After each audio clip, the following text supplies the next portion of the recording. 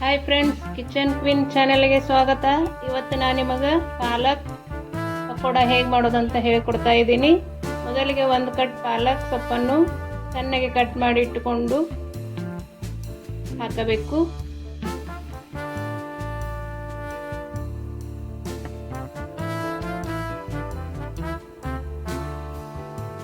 ಈಗ ಇದಕ್ಕೆ ಉದ್ದಗೆ ಕಟ್ ಮಾಡಿಕೊಂಡಿರುವ 2 ಈರುಳ್ಳಿಯನ್ನು ಸೇರಿಸಿಕೊಳ್ಳಬೇಕು.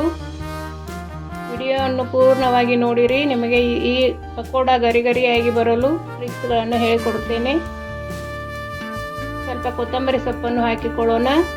ರುಚಿಗೆ ತಕ್ಕಷ್ಟು ಉಪ್ಪನ್ನು ಹಾಕಿಕೊಳ್ಳೋಣ.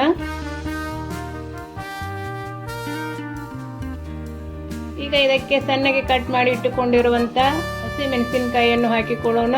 ನಿಮಗೆ ಖಾರ ಎಷ್ಟು ಬೇಕು ಅಷ್ಟು ಹಸಿಮೆಣಸಿನಕಾಯಿಯನ್ನು ಹಾಕಿಕೊಳ್ಳಬಹುದು. ಈಗ ಸ್ವಲ್ಪ ಅಜವಾನನ್ನು ಹಾಕಿಕೊಳ್ಳೋಣ.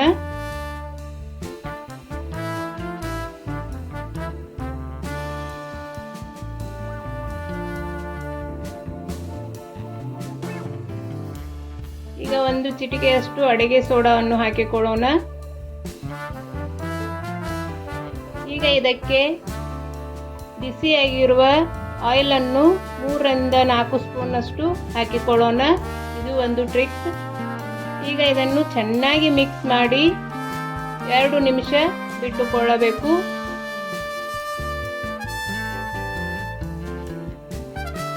ಹೀಗೆ ಕೈಯಿಂದ ಎಲ್ಲ ಚೆನ್ನಾಗಿ ಮಿಕ್ಸ್ ಮಾಡಿಕೊಂಡು 2 ನಿಮಿಷ ಬಿಡಬೇಕು.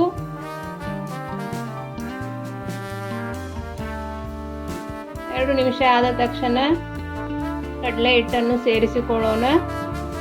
1 ಕಪ್ನಷ್ಟು ಕಡಲೆ ಹಿಟ್ಟನ್ನು ಹಾಕಿಕೊಳ್ಳಬೇಕು.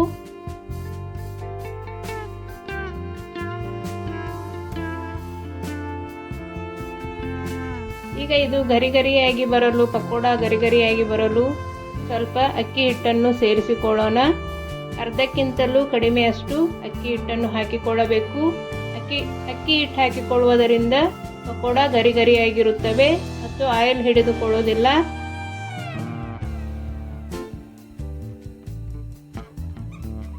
ಈಗ ಇದನ್ನು ಚೆನ್ನಾಗಿ ಮಿಕ್ಸ್ ಮಾಡಿಕೊಳ್ಳೋಣ. ಸ್ವಲ್ಪ ಸ್ವಲ್ಪನೇ ನೀರನ್ನು ಹಾಕಿಕೊಳ್ಳುತ್ತಾ ಮಿಕ್ಸ್ ಮಾಡಿಕೊಳ್ಳಬೇಕು. ಒಮ್ಮೆಗೆಲೇ ಬಹಳಷ್ಟು ನೀರನ್ನು ಹಾಕಿಕೊಳ್ಳಬಾರದು.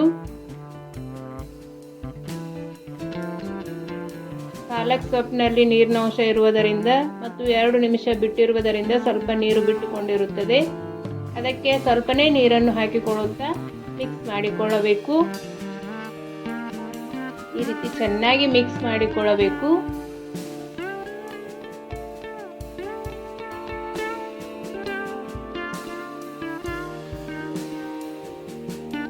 ಈಗ ಗ್ಯಾಸ್ ಮೇಲೆ ಎಣ್ಣೆಯನ್ನು ಕಾಯಲು ಇಡೋಣ. ಎಣ್ಣೆ ಕಾದ ನಂತರ ಈ ರೀತಿ ಪಕೋಡವನ್ನು ಹಾಕಿಕೊಳ್ಳೋಣ.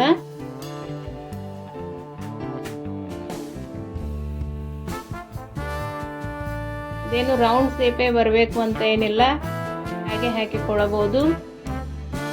ಈ ರೀತಿ ಆಯಿಲ್ನಲ್ಲಿ ಎಷ್ಟು ಹಿಡಿಯುತ್ತದೆ ಅಷ್ಟು ಪಕೋಡವನ್ನು ಹಾಕಿಕೊಳ್ಳಬೇಕು.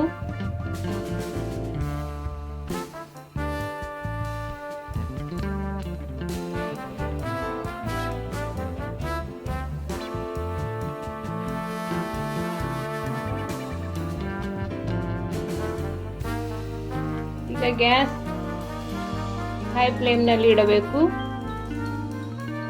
ಈಗ ಸ್ಲೋ ಫ್ಲೇಮ್ನಲ್ಲಿ ಗ್ಯಾಸ್ ಇಟ್ಟುಕೊಂಡು ಈ ರೀತಿ ಸ್ಪೂನ್ನಿಂದ ಮೇಲಿಂದ ಕೆಳಗಡೆ ಮಾಡಿಕೊಳ್ಳಬೇಕು. ಎಷ್ಟು ಚೆನ್ನಾಗಿ ಈ ರೀತಿ ಮಾಡಿಕೊಳ್ಳುತ್ತೇವೆ. ಈಗ ಪಾಲಕ್ ಪಕೋಡ ರೆಡಿ ಆಯಿತು.